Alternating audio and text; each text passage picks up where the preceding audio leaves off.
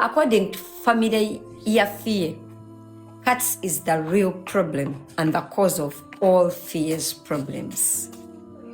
Natandika nga Fille, people don't even book her kubanga bawe yaline buba bawe nga emirimu ejimu ajigana according to families. Fille atuukanga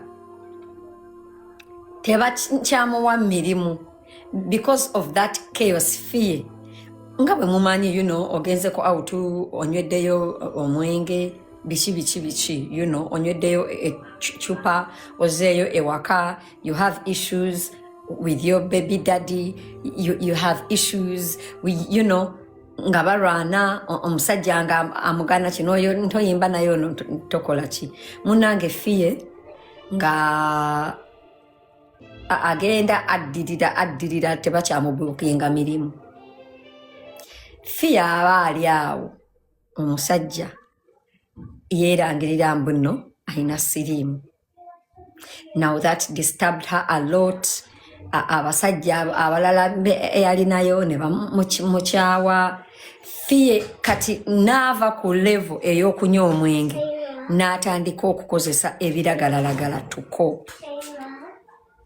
Bakwata Fille, famire ya Fille ekwata Fille emutwala mu rehab. Ebiseera ebyo nga bamutwala mu rehab, kati nga agenda okulaba Fille mu rehab nga ye mwennyini amutwalira omwenge and some of those drugs. Cuts. Because he wanted to keep her in that state.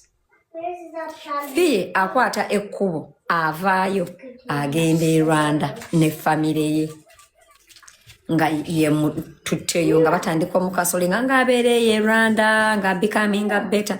Katsi agenda mu federation ayogera ne bakenzo bamugamba aleete Fille bakole.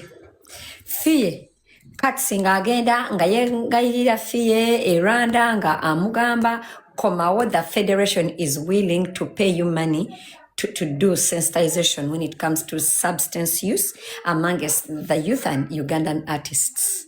Mumpulira bulungi nga bamugamba nkati Fille tugenda kukola enti ye. Kumbe Katsi bamuwaddeko kasente. Katsi bamalo muwako kasente ne bakozesa Fille ne beetaza Fille ne bagenda wano na wano bagenze mu masomero bagenze wa akasente nga Katsi yakatwala. Katsi teyakombyako Fille wadde ataso.